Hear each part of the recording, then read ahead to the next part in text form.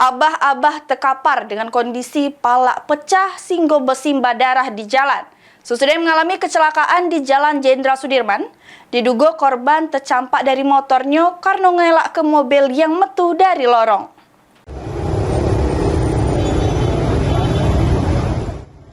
Jeru kondisi terkapar, abah-abah guna ke sepeda motor dinas ini diangkat sejumlah warga ke mobil sesudah mengalami kecelakaan di Jalan Jenderal Sudirman pada Kamis pagi.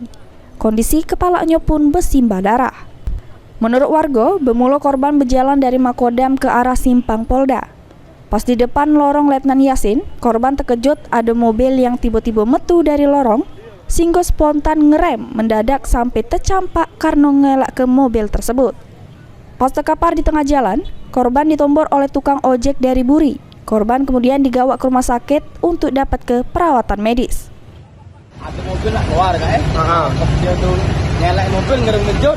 Masa kecelakaan ada mobil langsung motor langsung nabrak motor. Motor ojek yang nabrak kan. Motor juga langsung pergi. Pas kami ingat dulu kan banyak orang juga pas sini juga pecah sini kan. Belakang ni pecah belakangnya.